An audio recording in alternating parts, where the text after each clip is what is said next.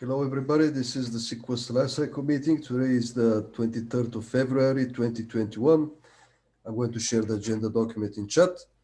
Please add your names to a list of participants and your agenda topics.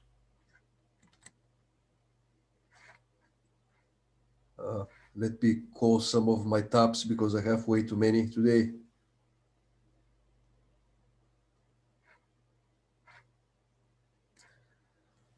All right.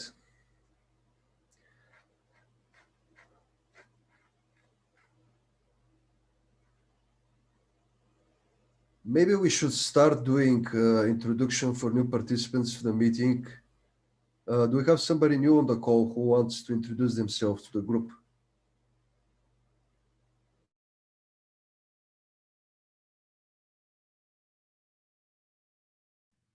I was new last meeting, but I never introduced myself. My name is Kirsten Schumi. I work on the EKSD team, and we're trying to just get more involved in this community. So I'm encouraging people on my team to come, so hopefully they join too. Thank you for joining.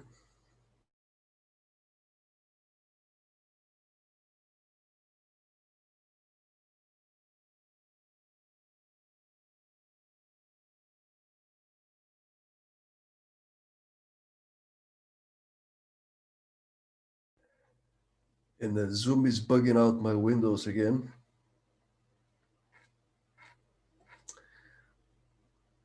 All right. I added one group topic. We have a bit of a performance regression in the kubelet. So it was found by the Minikube team. If you're using kubeadm or anything that is managing a Kube API server as a static pod, you might see additional 40-ish seconds on boot time for this particular node.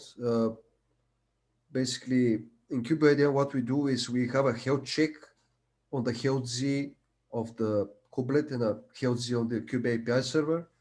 We start this check and we wait for them to report status 200. What we are seeing is that the increase is almost 1 minute, like before and after a certain change in the kubelet. Basically, what's happening in this change is that we are now waiting for the node list informer that the kubelet has to synchronize before we return a node object. The reason for that, to my understanding, is that they are trying to avoid unwanted descheduling of pods from a node. You can look at this change, but basically what I'm seeing is that we have like a lot of CPU usage after the change. So in this PR, I tried to fix it, but basically this is not the right approach that we have currently.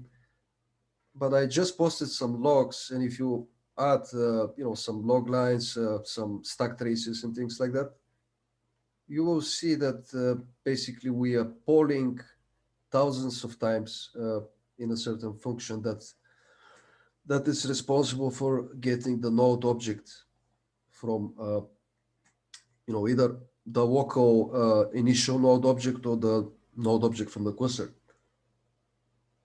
And I have not, from what I'm seeing, this is not raising enough attention yet to some of the maintainers. I know that Jordan had a look at it, but it feels like the problem that the original PR fixed is more important than the delay that we have introduced after it. From my perspective, we have to fix this polling because it's just very buggy. Yeah, so we are looking at that. I already posted in a few channels because users started reporting it. So hopefully more people know that we're working on a fix.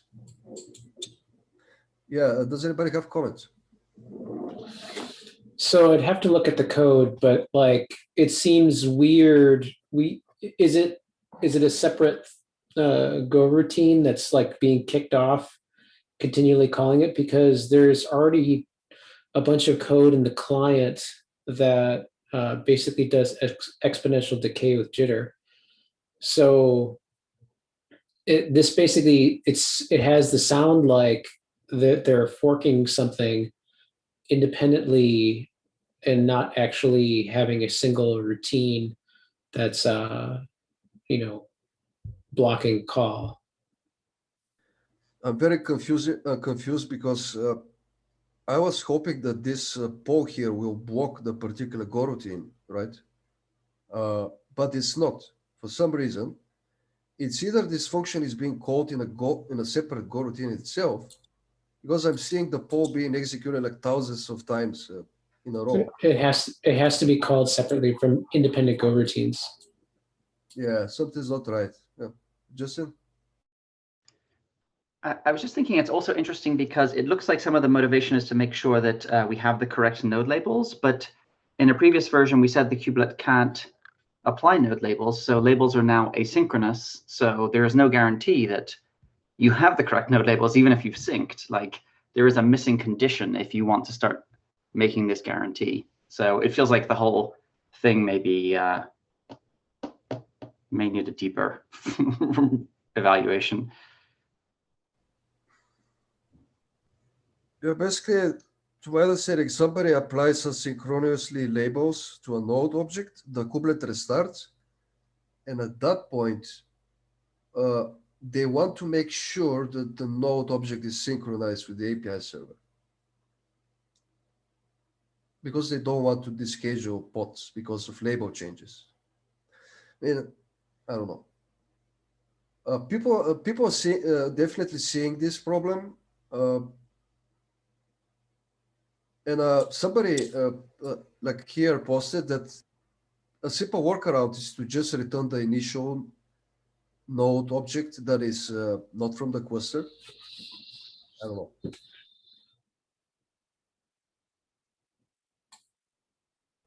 Then again, Jordan said that quickly returning the initial node object might trigger the same problem that the original PR tries to fix. I did not confirm that vocally, at least.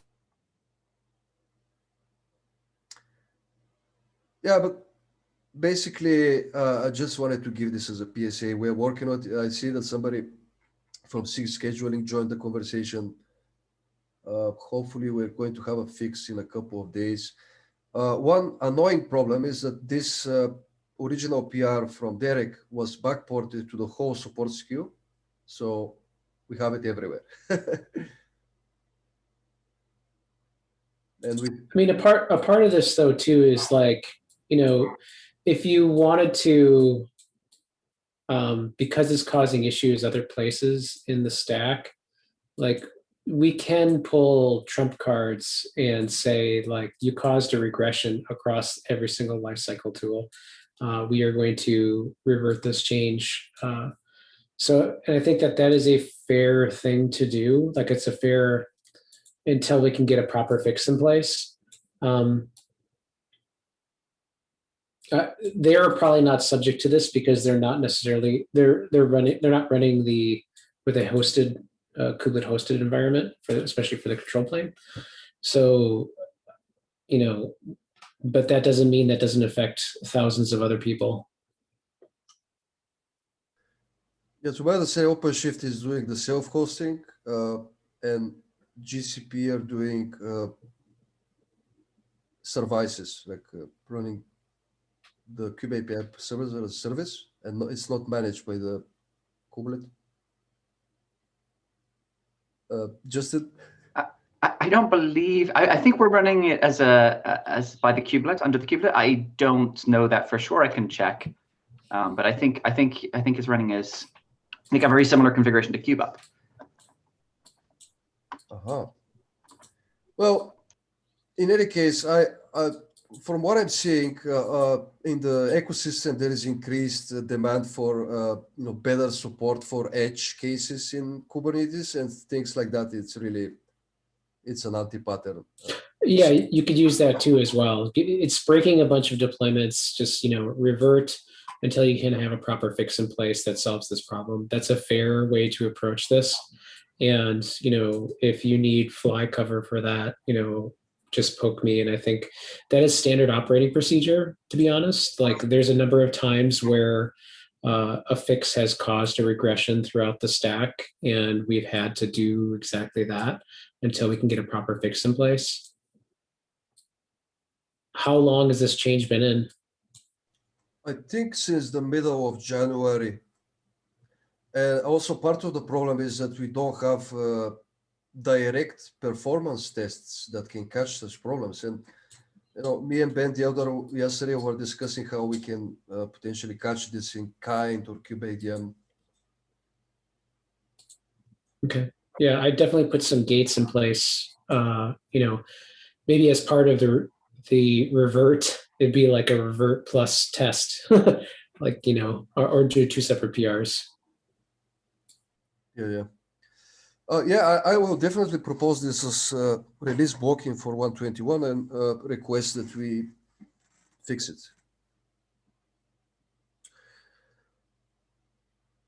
All right, any more comments on this topic?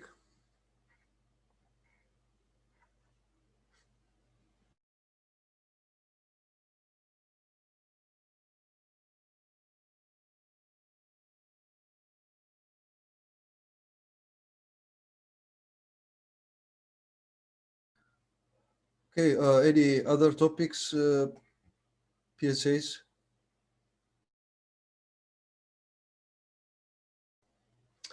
Cool. Moving to sub-project updates, I only added for kubeadm, we don't have anything interesting, mostly a fairly calm release is going to be 121. We are following some interesting changes in Cluster API that will affect how kubeadm is used there. These two are for machine attestation, and the other one is for node agents or machine agents. I'm kind of getting confused what some of these names are. It was first called machine ADM, node ADM. But basically, I already reviewed these proposals. If you're interested in these topics, you can have a look. Do you have any questions around that or anything about kubeadm in general?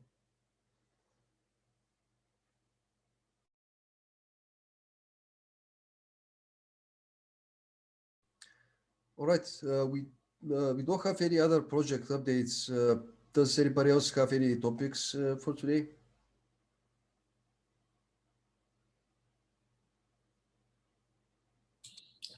I did want to quick touch on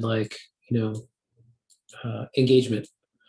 I do know that certain areas people have said they wanted more engagement, and if Amazon's interested in throwing down, let's get them engaged, right? So if you have on-ramping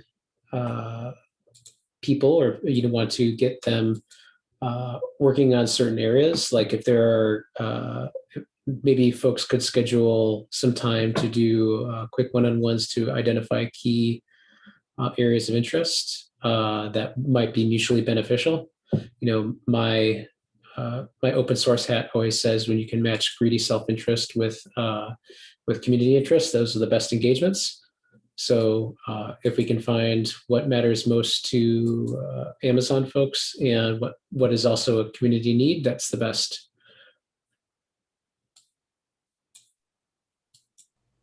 Yeah, basically what I do is I just tell people to send me a message on Slack if they're interested in working in different areas. I can then potentially delegate either to one of the projects that I maintain or something else.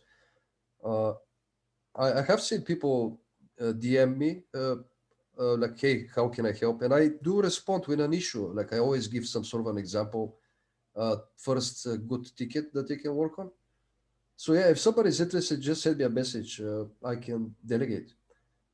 Unfortunately, a lot of people just message me. I give them a ticket and they disappear after that as well. It's either due to time. They have problems with their arranging their time, or just the complexity of the issue that I give them is too much. I don't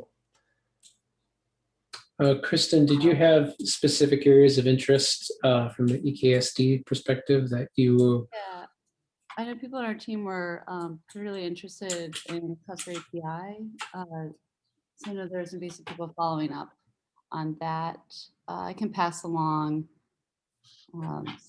the note about trying to align greedy self-interest with open source interests. I think that would that sounds like a message I can sell pretty well to the team. Yeah, our team itself is pretty new, so we're currently trying to onboard much people, but yeah, cluster API is an area definitely where I've been passing along information about how to go to SIG meetings. So I think that there's a meeting for that people are going to start attending. Yeah, should I just have them contact the people in charge of that meeting? Is that the best way for them to get involved, or just pick up issues that are open? A little bit of A, a little bit of B, I think was probably the best answer. Also engaging in the Slack channel, because even though there are, people who attend the meetings, there's also a bunch of people who are in different time zones and work asynchronously. So I think, reaching out to do an intro on the Slack channel is always helpful, as well as, in person, because you'll find that some people who can't attend these meetings are very active contributors over time. Okay, great. That's helpful. Thank you.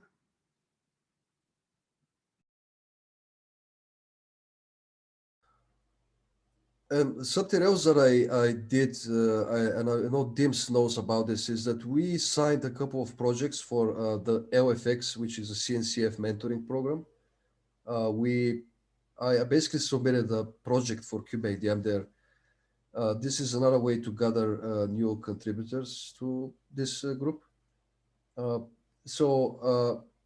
Unfortunately, I don't think we submitted for anything else, but I know that the Costaradons and COPS had Google Summer of Code participation. Justin, are you still doing Google Summer of Code? We did it last year. I don't think we put in anything this year, to my knowledge. I could be wrong there. Okay, yeah. So we have also these two opportunities to Google Summer of Code and AOFX. We have them to potentially gather new contributors. I think the best way for contributors to engage is just invest a lot of time and start looking at the code base and the open issues and the mentorship aspect is quite involved from the maintainer side, but we can definitely occasionally record videos and provide a walkthrough of the code base. I know the Cluster API have done it, KubeADM has done it. So that's another way of gathering more people. Okay, great. In terms of Cluster API, if you're interested, just start joining the meeting on a regular basis. Comment on the Slack channel if you have any questions, or comment on issues. Just that's the general involvement. Okay, that sounds good. Yeah, I'll pass that information on to the team to stand up today. Right, thanks. Do we have more agenda topics for today? If there isn't anything left, I could briefly mention something which could be of interest to folks here once there is time. Yeah, sure. So one of the challenges that I've been solving at Isovalent was around testing, and particularly testing Cilium, which is an implementation of CNI. There's daemon set, there's an operator, there's all sorts of stuff, and we've been testing that for quite a while in a very homegrown sort of setup that hangs together mostly with Bash and uses some virtualization that is available on the given hosting provider. So one of the ideas that I had and had time to implement was to create an operator that manages ephemeral clusters specifically for testing. This operator was made open source just before end of last year or early in this year. I kind of forgot. I'll post the link here, and if I can share screen, let's see. Do you think I could share screen? Yeah. Just a second. I'm going to have to stop sharing mine. Cool. You can also add the links. I already, creating a test specific operator. Yeah, so it is targeting GKE at the moment, but we are kind of considering implementations with other providers. It's just that GKE was the easiest thing. And sharing, you didn't enable yet? Okay, Just a second. I can add a link to the document. All right, you're a co-host now. Okay, cool. So I've posted the link to the repo, and let me share screen. Okay, it's this one. I just wanted to show you the part of the README that sort of describes how it works. It is very much cluster API-esque, except that it doesn't expose all the underlying GKE parameters through the API. The idea is that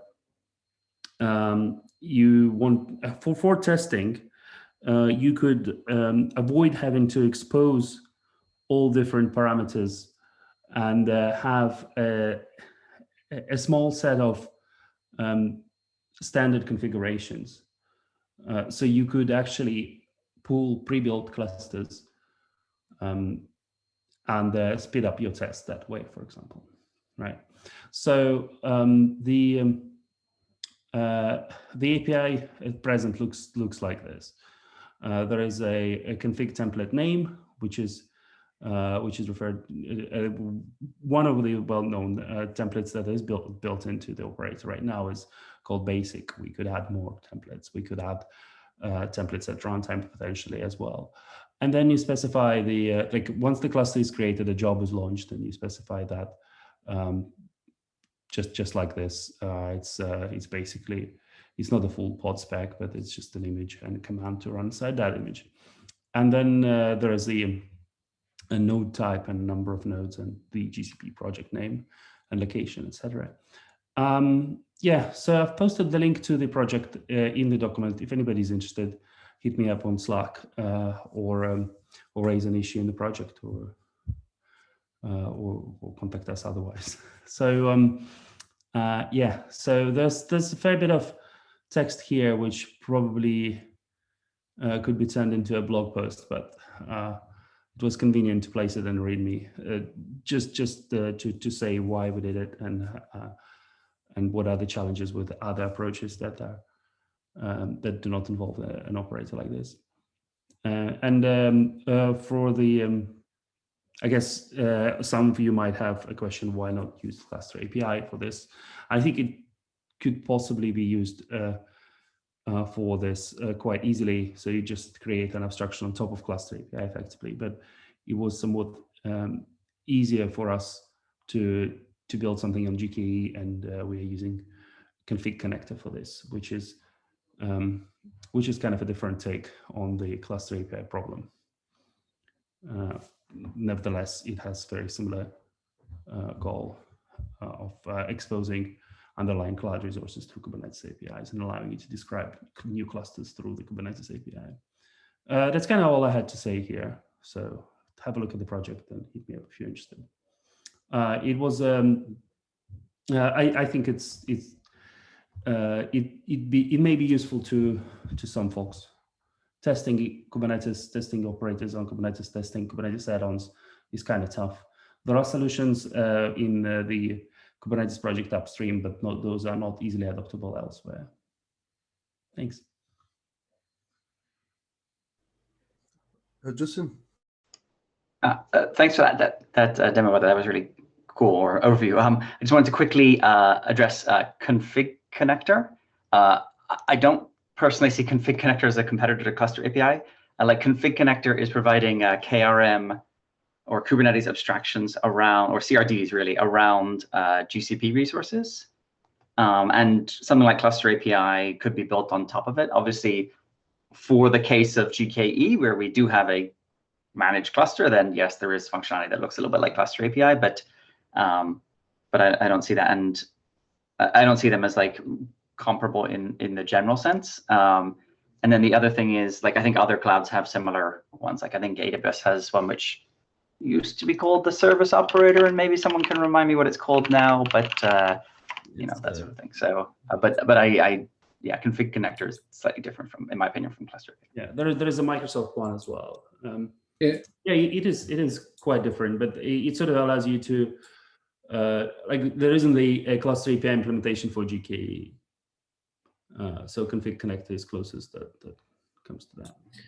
Yeah, if Google wants to participate in updating the GCP provider and adding on things very similar to the AWS provider, we'd be happy to help that along the way if they wanted to, because the Kappa provider actually supports both EKS and native deployments, as well as auto-scaled deployments. So it has all incantation support with AWS provider. I would like us to do that through the scalability. So scalability was talking about doing something like this. I think we can all try to make sure that they don't do something else. How about that? Like if scalability builds something, we should encourage them to not build a brand new thing. Like I think it should be cluster API in my opinion. And then it would probably be CapG, but it could also be CapA or other things as well. Is this Wojtek doing the work? Because I can always reach out to Wojtek directly. You can encourage Wojtek to do this, yes. But I don't know if, I think it's sort of stalemated.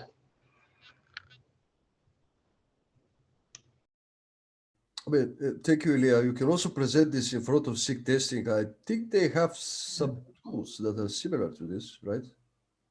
I thought I could mention it. Yeah, it's just so those of you who are interested in the topic may wish to kind of just at least look at the README, and I'm quite keen to hear what others think. These are some of the ideas that I had, and having thought of the problem before starting to work on that problem within the Cilium project, I had this idea for quite a while.